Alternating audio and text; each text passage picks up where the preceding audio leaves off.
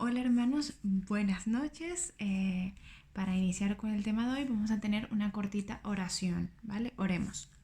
Padre Santo, te damos muchas gracias porque eres bueno, te damos gracias porque nos amas, te damos gracias porque insistes en nuestro corazón para convencernos, Señor, y para mantenernos junto a ti.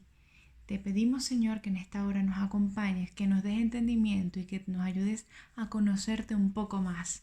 En el nombre de Jesús, amén. Vale.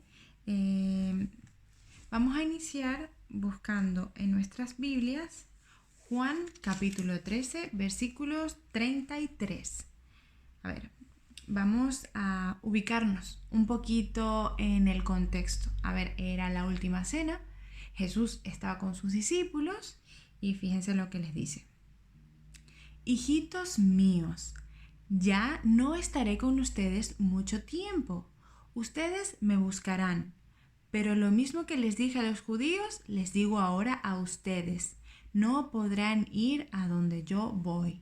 Era una mala noticia. Fíjense, los discípulos habían dejado su trabajo, habían dejado su hogar, habían dejado su pueblo, habían dejado sus costumbres, sus amigos, su familia, lo habían dejado todo por estar ahora con Jesús. Y pasaban el día entero con Jesús, dormían con Jesús, comían con Jesús, predicaban con Jesús, hacían milagros con Jesús. O sea, era todo Jesús, era todo para ellos, era su ministerio. Ellos se habían entregado a esa vida con Jesús.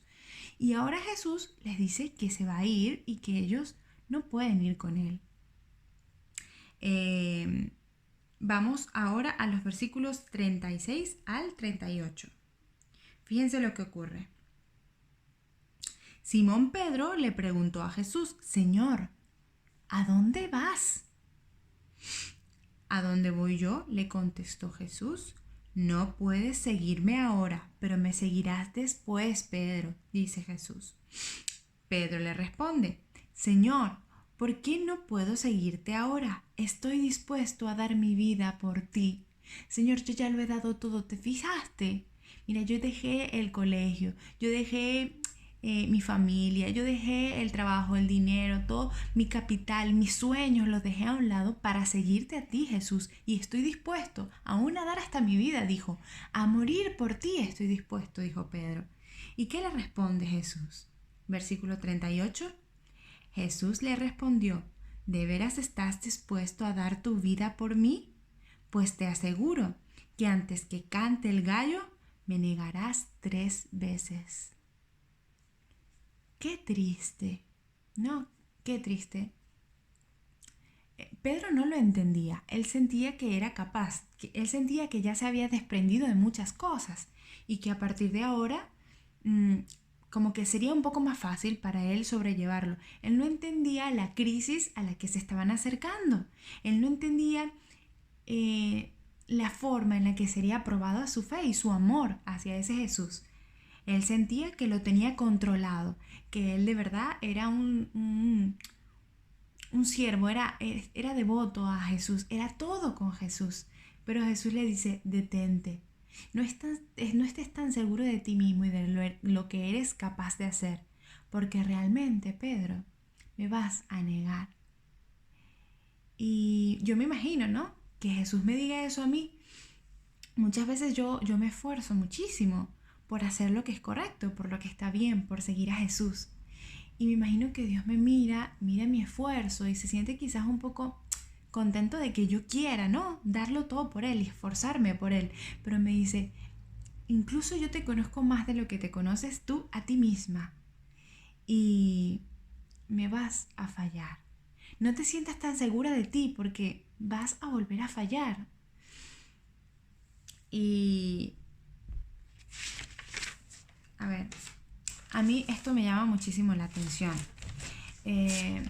Siempre cuando comenzamos el año, pues nos proponemos muchas cosas, nos ponemos un poco melancólicos. A ver, no voy a generalizar, voy a decir, yo me pongo un poco melancólica, ¿no? Y comenzamos a evaluar el año anterior, ver en qué cosas lo hemos hecho bien, en qué cosas lo hemos hecho mal, nos hemos equivocado para mejorar, ¿no? Buscar los errores y enmendarlos. y veía tantos errores, ¿no? En mi vida espiritual y cosas que anhelo alcanzar, pero que no controlo aún, ¿no? Y estaba pensando, ¿por qué? ¿Por qué se me escapa de las manos? ¿Por qué intento hacer lo correcto y no puedo? Y fíjense que mi mamá me mandó un archivo, Las 40 madrugadas con Jesús. Y bueno, me dijo, léelo, lo estamos leyendo en familia y tal. Entonces yo empecé a ojearlo. No tenía tanto interés, pero empecé a ojearlo. Y lo primero que decía me dejó loca. A ver, les comparto. Decía, fuiste creado para relacionarte con Dios, ¿no? Y decía, fuiste creado para caminar diariamente con Dios. Fuiste creado para comunicarte con Dios.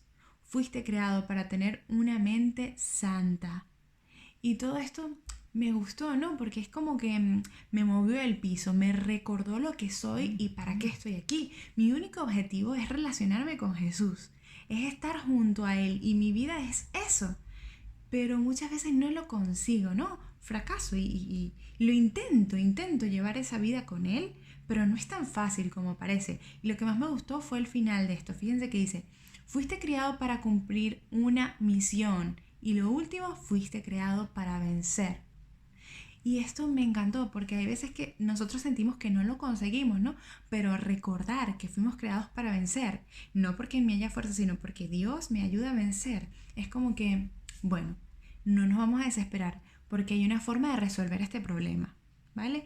Estamos mal en lo de la comunicación con Dios, estamos mal en lo de esa intimidad, ¿no? Como que no sabemos cómo sustentarlo, mantenerlo en el tiempo, pero no sé, mantenerlo en el tiempo, pero Dios dice que lo voy a conseguir porque en Él soy vencedor, ¿no? Y otra cosa que me llamó muchísimo la atención era que el libro decía, fíjense, empezando, decía, que puedas disfrutar todas las bendiciones de Dios y conquistar tus sueños espirituales todavía no alcanzados. No sé cómo se sienten ustedes, pero yo tengo muchos sueños espirituales, como un ideal de lo que a mí me gustaría hacer, quizás un poco lo que me imagino que es Jesús y lo que me imagino que debería ser yo si estoy junto a Jesús. Y esto pues crea un poco de tensión y de estrés en mi vida, un poco que cada vez como que va aumentando y muchas veces se me sale de control. Porque siento que no lo consigo. Eh, Fíjense que otra de las cosas que el autor dice, el pastor, dice que hizo una pequeña entrevista a jóvenes, adultos de la iglesia, fuera de la iglesia, y preguntó, ¿qué es más fácil? ¿Creer en Dios y convertirse en cristiano o mantenerse siendo cristiano? ¿Y saben qué contestó la mayoría? Contestó que es más fácil empezar a ser cristiano, convertirse en cristiano. Es más fácil que mantenerse siendo cristiano, ¿no? Y esto me hace pensar a mí, porque yo me hice la misma pregunta y respondí lo mismo. Entonces pienso, ¿por qué? Porque resulta difícil mantenerse siendo cristiano. Es como que vinieron muchas interrogantes a mi mente, como, ¿qué tengo que hacer para mantenerme siendo cristiana? O sea, ¿qué es el cristianismo? ¿Y qué tengo que hacer yo para que el cristianismo sea real? Fíjense que otra de las cositas que decía este archivo era que nos iba a ayudar a ver, por aquí lo tengo.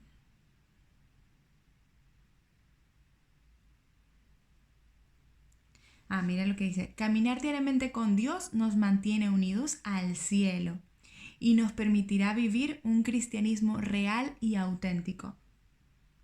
Es decir, que si perdemos esa conexión o si estamos fallando, ¿no?, en esa comunión con Cristo, estamos teniendo un cristianismo que no es real y que no es auténtico y que muchos cristianos sienten que están viviendo, incluso yo, en muchas oportunidades.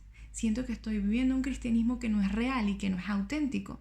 Entonces, ¿cómo puedo solucionarlo? O sea, ¿cuál es la raíz de ese problema? ¿Qué es ser cristiana y qué es lo que quiero o cómo lograrlo, ¿no? ¿Será que tengo que dejar más de pecar? ¿O cómo puedo conseguir, ¿no? Ese nivel, ese estado que es el que Dios anhela para mí también. Dios lo quiere para mí y yo también lo quiero para mí. Y quiero mejorar no solo para mí, quiero mejorar para agradarle a Él. Y quiero mejorar también como para hacer su voluntad, para ayudarlo. Pero muchas veces siento ese estancamiento que no comprendo mucho. Pero el Señor nos lo responde y nos ayuda.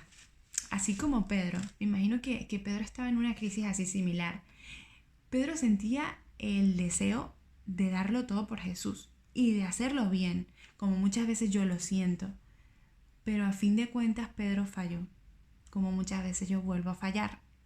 Entonces, ¿en dónde conseguimos la solución a este problema? A mantenernos, a ser esos cristianos que el Señor desea que yo sea, y ese cristianismo que me haga sentir satisfecho, de estar como, de sentir que el cielo vive en mí, que Dios, que Jesús está viviendo su vida en mí constantemente, no un ratito, no un día a la semana, no en un momento, sino constantemente en Cristo.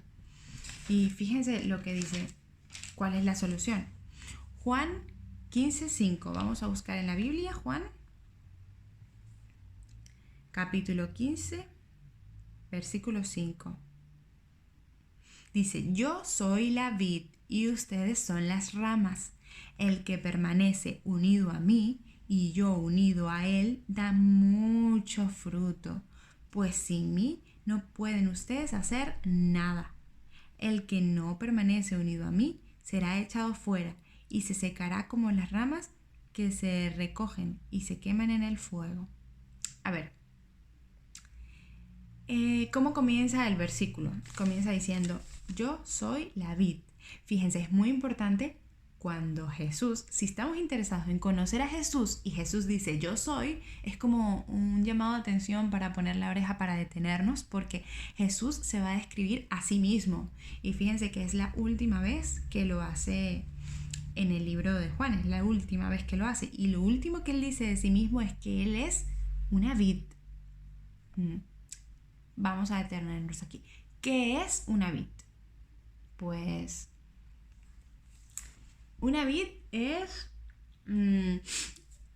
como la planta, el arbusto, la enredadera, donde nacen las uvas, ¿cierto? Que da el vino. Y él dice que él es la vid. ¿Por qué dirá que él es la vid? Fíjense, hay dos características. La vid es la fuente de la vida. Y es la que sustenta. ¿Por qué motivo? Porque muchas veces lo que a nosotros nos interesa de la vid es que da uvas, deliciosas uvas, así súper carnosas, súper dulces, súper bonitas, su color, o sea, es tanto, pero ¿quién se lo dio? O sea, ¿de dónde salió todos los nutrientes? ¿De dónde surgió la vida? ¿De dónde surgió? ¿Quién lo desarrolló? Pues lo desarrolla la vid. No hay forma de conseguir ningún fruto por ahí aislado. Tiene que la vid proporcionar el alimento necesario, el sustento, y no solo eso, también como que es la fuerza, es la que los sujeta para que no se caiga quizás su peso, quizás, ¿sabes? Todas estas cosas es la vid la que permite que el fruto, que las hojas, que lo que normalmente vemos sea posible, ¿cierto? Muy bien.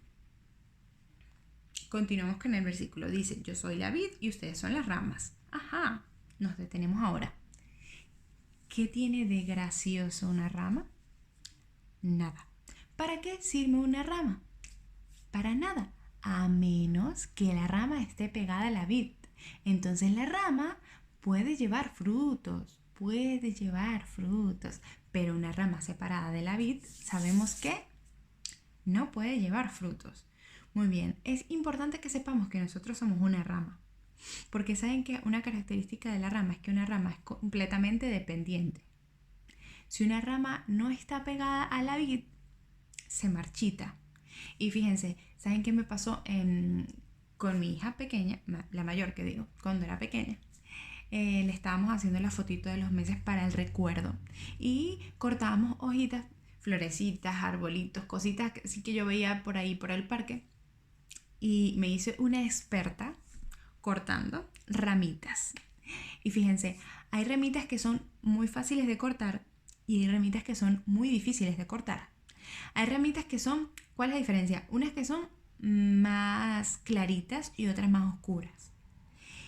La diferencia es que la oscura lleva más tiempo pegado como al tronco del árbol y la más clarita es como aquella que está recién brotando y va cogiendo fuerza con el tiempo. Y a medida que pasa el tiempo se pone más fuerte, se pone más oscura y es más difícil de cortarla. Entonces eso me parece muy interesante, ¿no? Si tú eres una ramita y no tienes mucha fuerza, pues ya sabes por qué es, ¿cierto? Entonces me autoevalúo. ¿Será que yo soy de esa ramita? ¿Será que de qué depende mi fuerza o mi debilidad?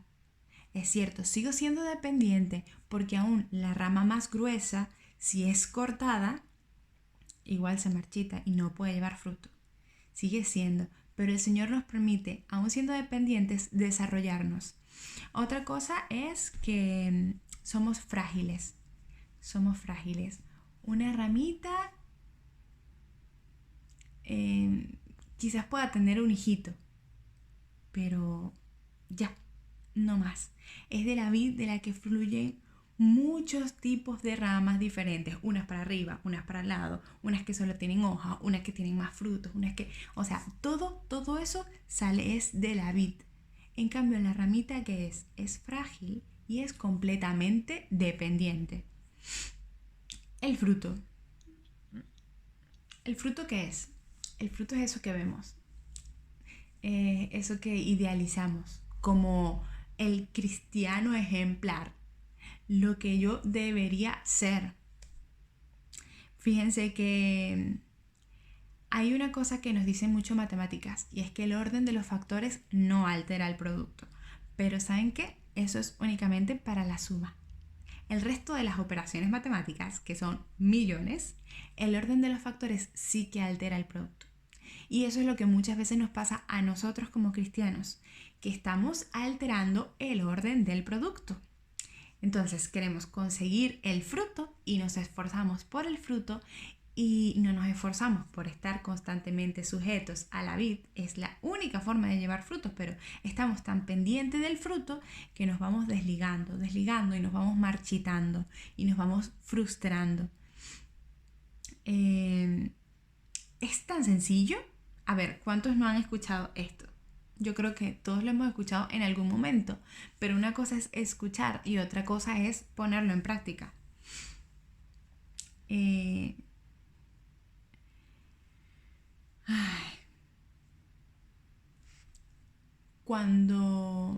A ver, yo creo que Dios pone en nosotros también el deseo de mejorar, el deseo de avanzar, el deseo de dejar los malos hábitos que estamos teniendo. Pero es muy fácil concentrarnos solo en nosotros mismos y en lo que podemos hacer. Y eso nos carga de frustración, porque al no conseguir resultados, al pasarnos mucho tiempo esforzándonos, nos cansamos, nos sentimos derrotados. Y el enemigo está allí siempre para señalarnos, para decirnos que no podemos y que con qué cara vamos a regresar a Jesús, ¿cierto? Si Él nos da oportunidades y al final somos un cristiano fracasado, un cristiano que no logra hacer ni lo más mínimo por Jesús, ¿cierto? Y muchas veces sentimos que llevamos años dentro de la iglesia y que ese cristianismo no es auténtico dentro de nosotros. Sentimos un vacío, sentimos que son solo formas y reglas, que quizás estamos aparentando, que quizás los otros creen que lo soy, pero en mi interior siento yo que no soy un cristiano. Siento yo que me falta algo y he tratado de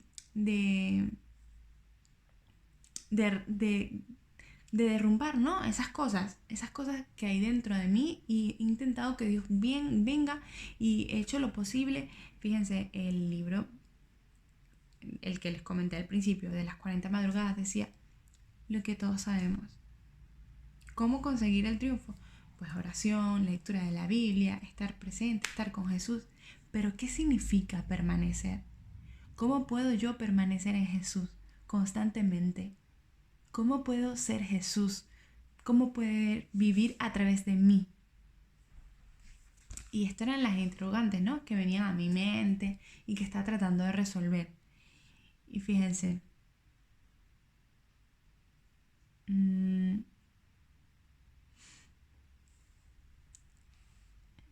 no se trata, nunca se trata de lo que nosotros podemos hacer, sino que lo que Dios puede hacer a través de mí, ¿no? Y lo que Dios ya ha hecho. Yo creo que lo importante es detenernos a mirar a Jesús y detenernos para deleitarnos, detenernos para admirar todo eso que Jesús ya hizo por mí. Es fácil decirlo, pero no es fácil ponerlo en práctica.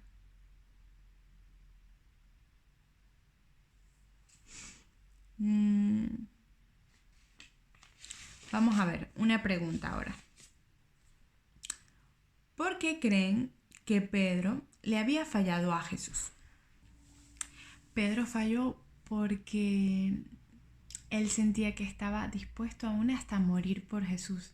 Pero ¿sabe quién era el que iba a morir? El que iba a morir era Jesús por Pedro.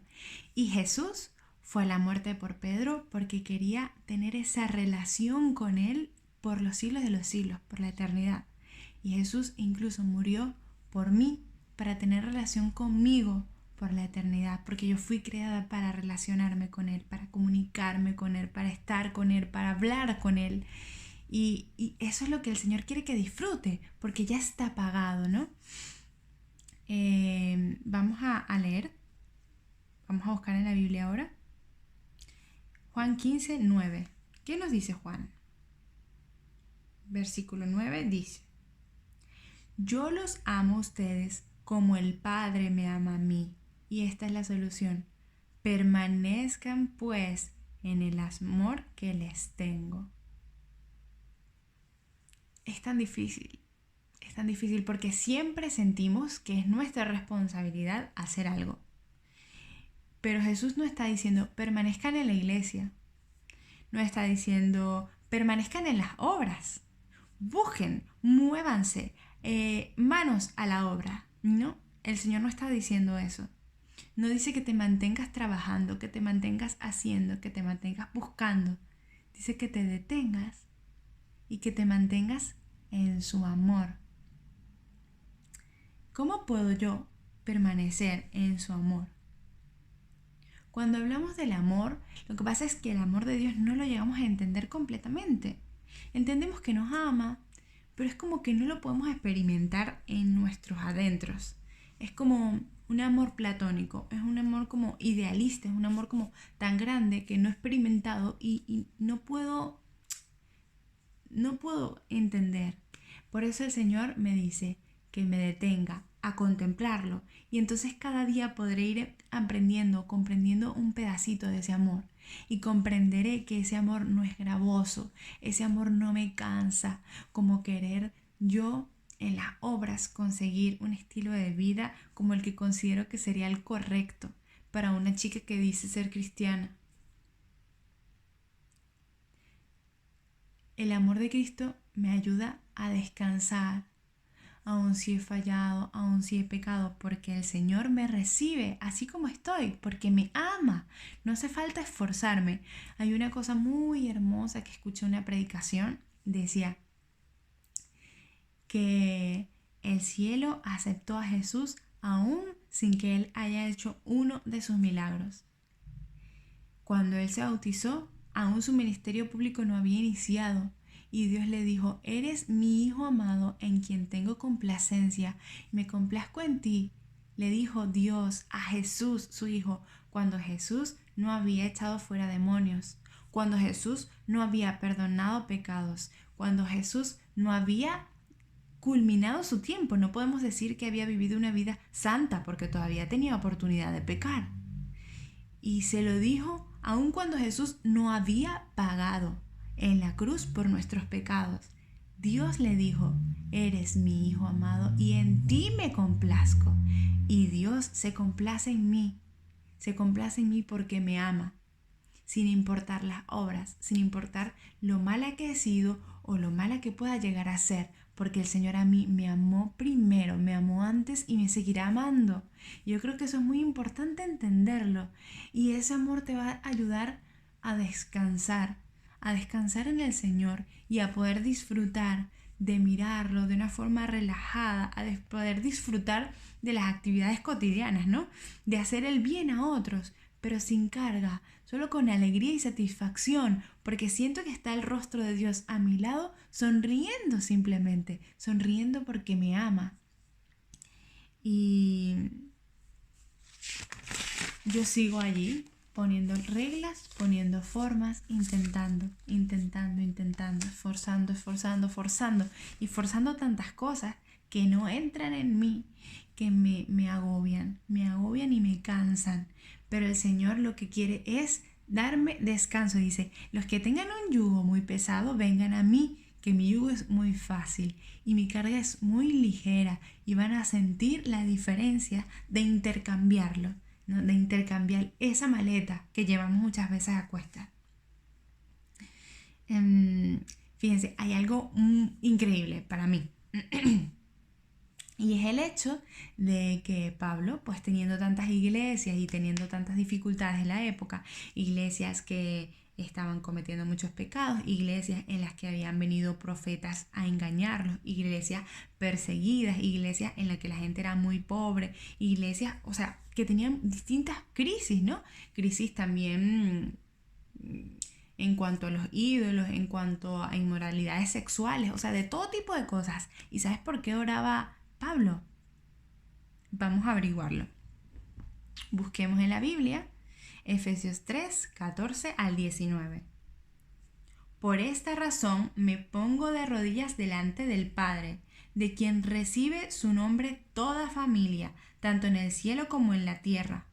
Pido al Padre que de su gloriosa riqueza les dé a ustedes, interiormente, poder y fuerza por medio del Espíritu de Dios.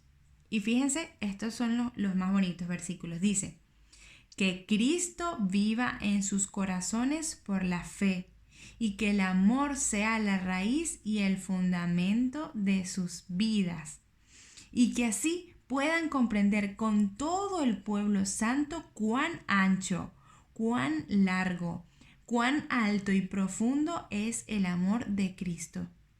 Pido pues que conozcan ese amor, que es mucho más grande que todo cuanto podemos conocer, para que lleguen a colmarse de la plenitud total de Dios.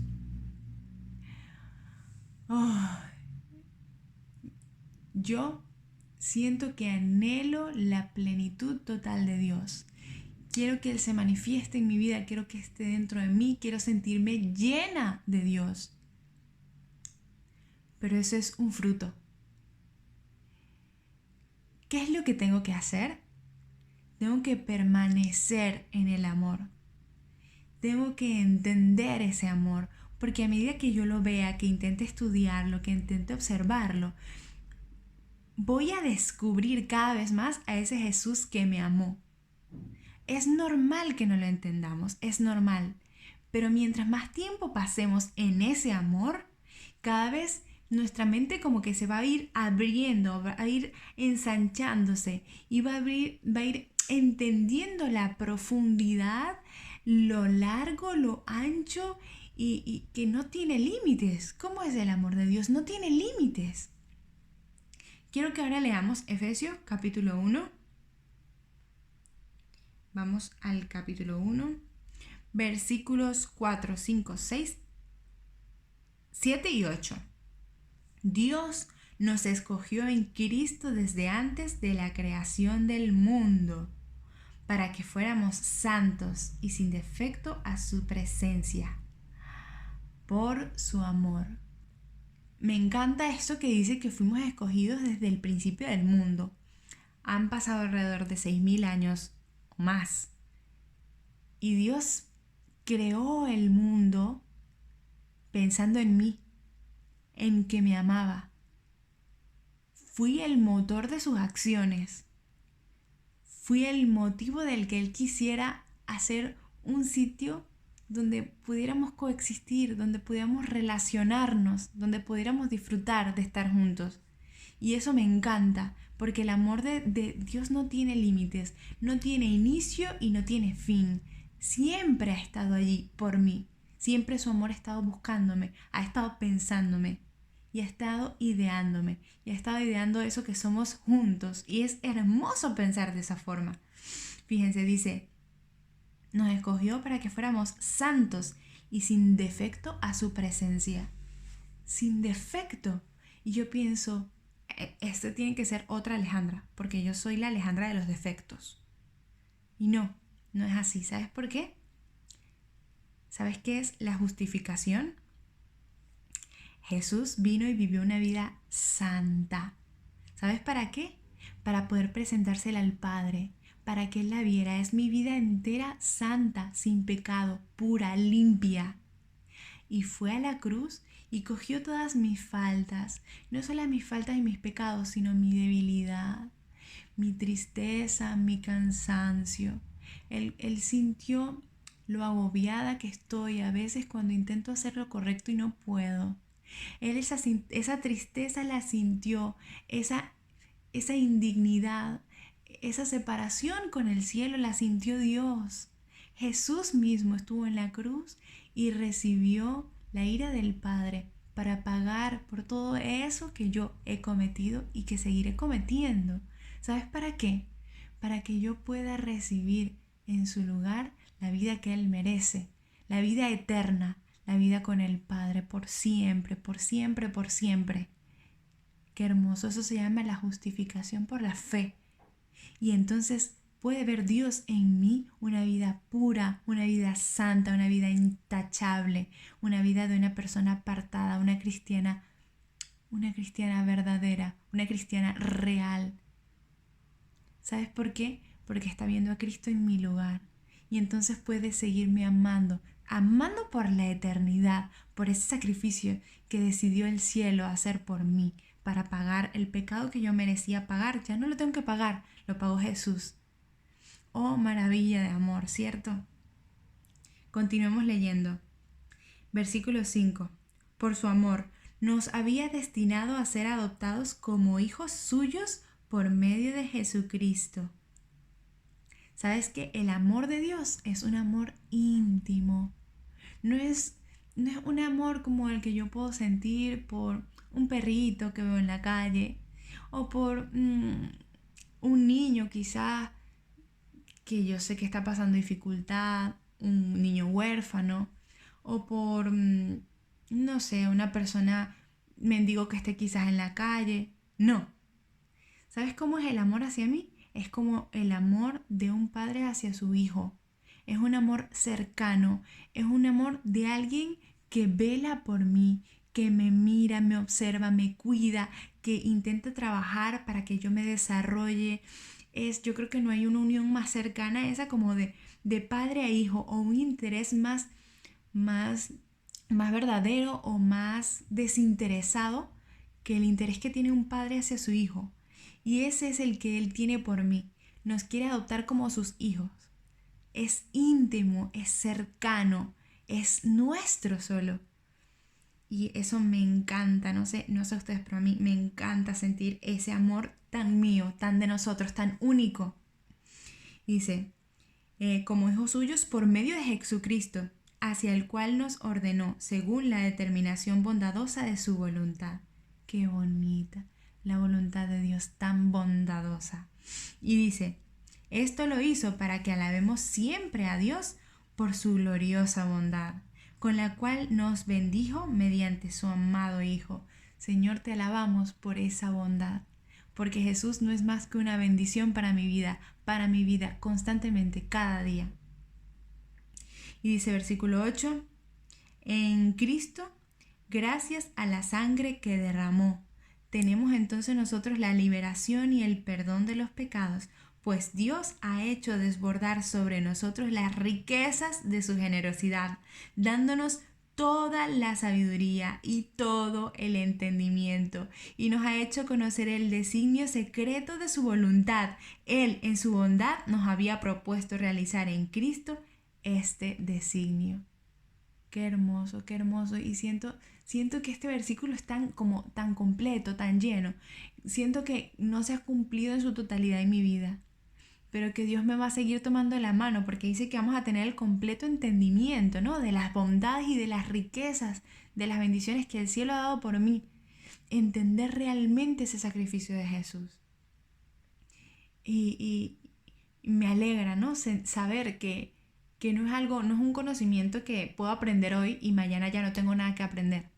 Es un conocimiento que el Señor promete que llegaré a comprender a plenitud a través del tiempo, a través de ir andando a su lado, ¿sí? A través de irme dejando impresionar y sorprender diariamente por ese amor que siente por mí.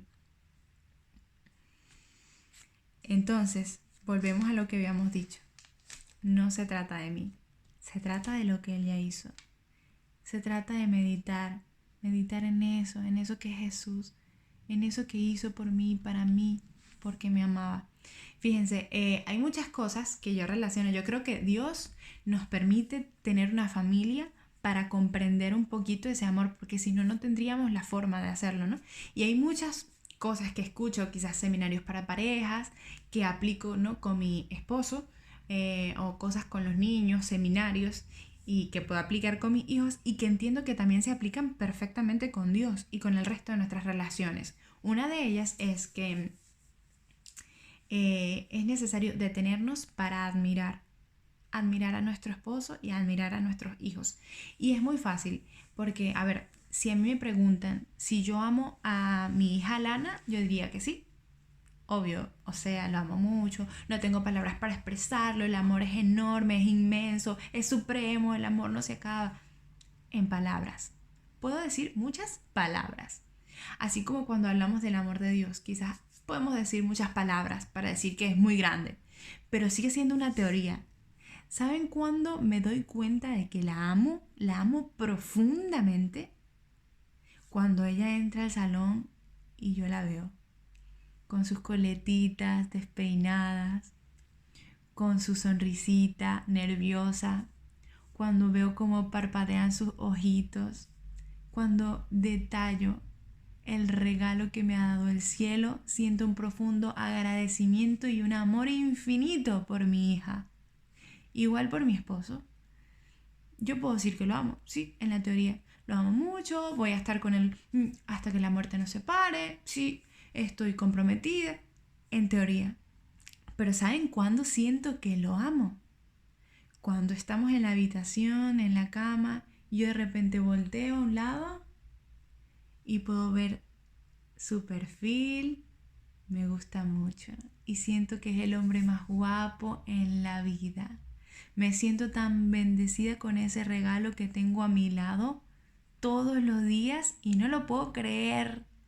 Y siento que mi corazón se ensancha y siento que me puedo quedar mirándolo toda la vida. Y siento realmente que lo amo. Pero ¿saben cuándo? Cuando me detengo a verlo. Cuando me detengo a ver a Ariel, es que siento que el amor se ejecuta, que el amor deja de ser teoría.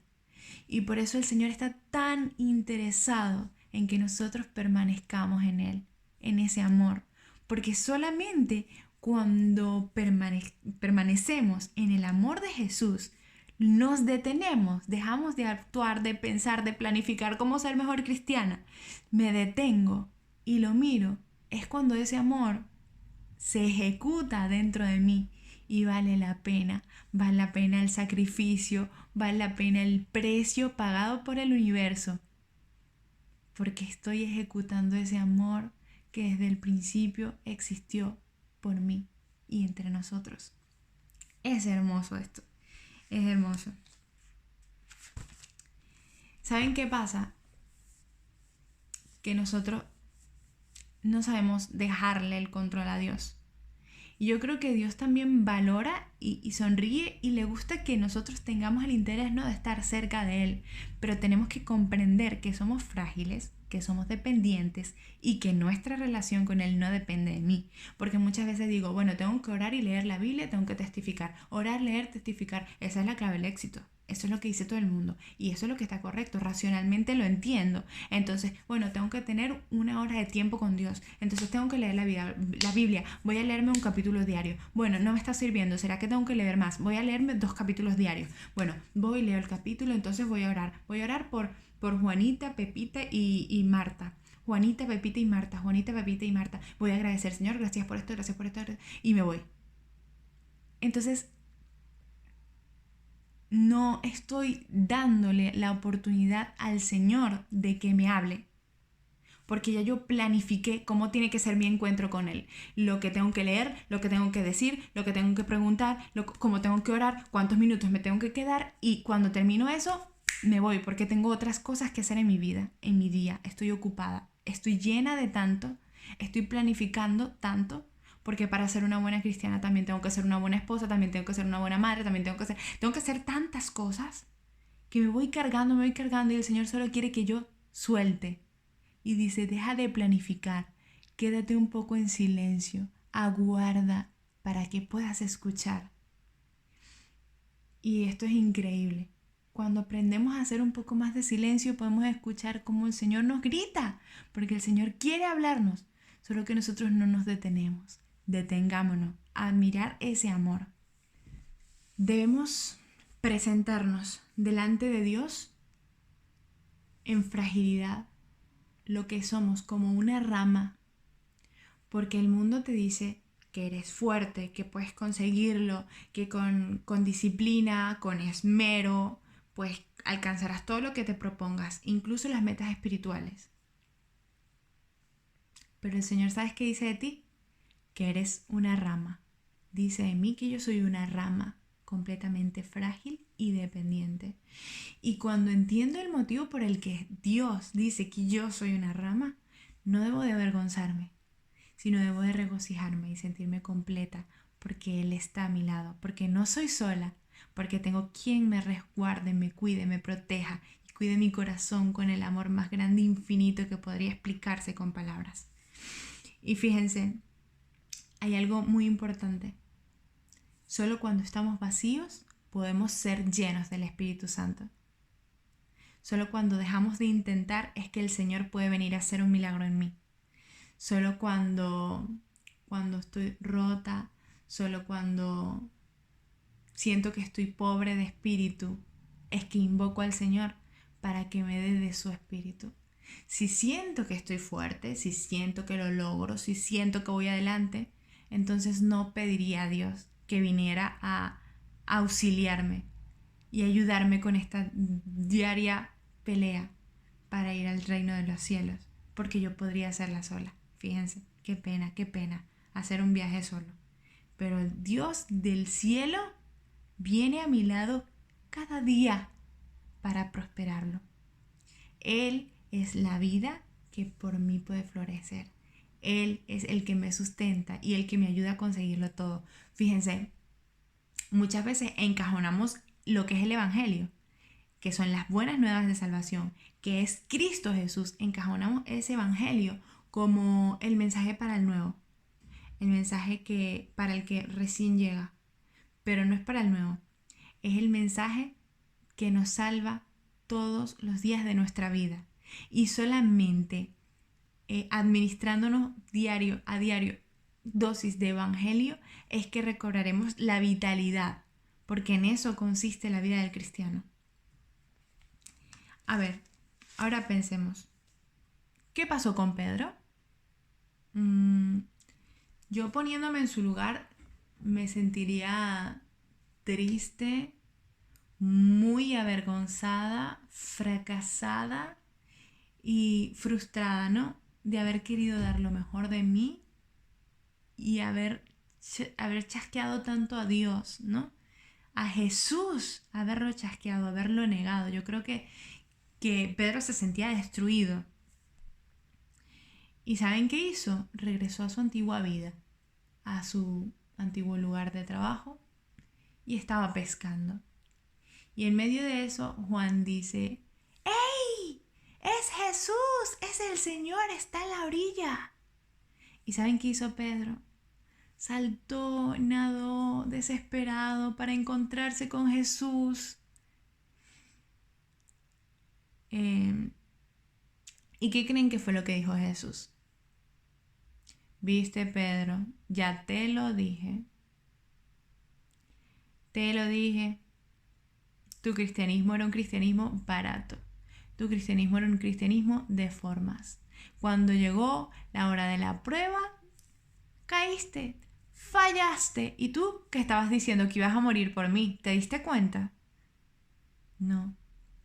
Fíjense que para Jesús era tan importante Pedro, eran tan importantes esos chicos con los que había pasado tanto tiempo, los amaba tanto que aún postergó su reunión con el Padre.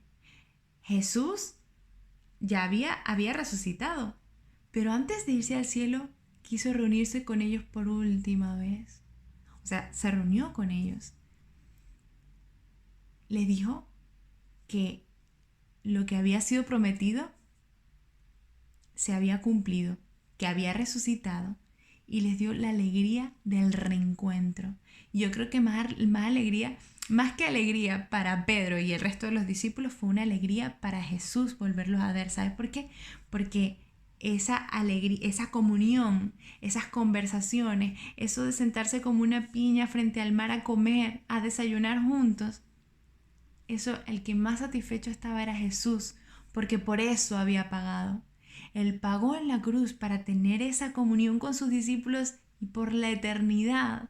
Y esa comunión conmigo por la eternidad, contigo por la eternidad. Es hermoso. Ahora vamos a leer unos versículos bastante conocidos. Encuentra en Juan 21, capítulo 21, versículos del 15 al 19. Y dicen: terminando el desayuno, Jesús le preguntó a Simón Pedro: Simón, hijo de Juan, ¿me amas tú más que estos? Pedro le contestó: sí, Señor, tú sabes que te quiero. Jesús le dijo: cuida de mis corderos. Y volvió a preguntarle: Simón, hijo de Juan, ¿me amas? Jesús le contestó: sí, Señor, tú sabes que te quiero. Jesús le dijo: cuida entonces de mis ovejas. Por tercera vez, versículo 17, le preguntó: Simón Pedro, hijo de Juan, ¿me quieres? Pedro, triste porque le había preguntado por tercera vez si lo quería, le contestó: Señor, tú lo sabes todo, tú sabes que te quiero. Y Jesús le dijo: cuida de mis ovejas. A mí me parece increíble, ¿no? Esta historia. La forma en la que Jesús no se sorprende. Yo creo que Pedro, como dije, estaba avergonzado de sí mismo y en la última oportunidad había sido tan fanfarrón, había alardeado de su capacidad, de su amor, de su devoción hacia Jesús, porque él mismo no conocía la prueba que venía y no comprendía su fragilidad. Y yo creo que la lección en esta oportunidad, o sea, Jesús no le preguntaba porque Jesús no supiera cuán frágil era su amor. Jesús le preguntaba para que Pedro reconociera su fragilidad, comprendiera cuán pequeño es y cuán incapaz de retribuir al cielo el amor tan grande que le había sido dado a él. Y me parece increíble que Jesús no se sorprende de que mi amor sea pequeño, de que sea pequeñito y que sea frágil. Él no le molesta, no le incomoda. Él con eso puede trabajar dentro de mí y va a transformarme y va a enseñarme a amar verdaderamente, va a enseñarme a ser fiel, tan fiel como Él ha sido conmigo. Y entonces podré yo parecerme más a Él. Él desea llenar mi corazón de un amor celestial para que sea el fruto. Y el fruto va a ser, ¿qué? Pues más amor celestial, un amor completo de todo mi ser hacia Dios y un amor como el que fue entregado hacia mí para yo repartir entre mis prójimos, ¿cierto? Entre todos los que me rodean. Y es vivir en el amor lo que el Señor desea para mí, porque solo eso me dará satisfacción plena y constante. Por aquí tenía otra cosa que comentar. Fíjense, si el Señor nos manda a permanecer en ese amor, ¿Cómo podemos hablarlo de forma práctica? ¿Cómo puedo, Señor, yo permanecer en tu amor? Fíjense, cualquiera puede cantar bonito, cualquiera puede incluso tener una predicación, cualquiera puede ejecutar obras, pero lo importante no es lo exterior, sino el motivo por el que se realiza. ¿Y saben cuál es el fruto entonces? Como habíamos comentado, solamente el amor. Porque nadie puede cumplir con esa gran misión que el Señor nos dejó, de predicar al mundo entero, de entregar tu vida, de sacrificarte por el prójimo. Nadie puede predicar al mundo entero, preocuparse de forma real por los demás, si no vive en ese amor. Porque solamente el amor del cielo hace que esas obras florezcan de nosotros y puedan ser obras de salvación para los demás. Pero solo es el amor de Cristo lo que puede movernos. Es hermoso porque es el amor de Cristo el que produce el fruto, no mis frutos y mis acciones las que producen que Cristo me ame. Y eso es hermoso porque a pesar de mí el cielo me ama. Es imposible que nosotros podamos alcanzar la estatura de lo que el cielo espera de mí. Pero Dios puede conseguirlo. ¿Sabes por qué? Porque dice Filipenses 1:6 que el cielo terminará la obra que se ha comenzado en mí.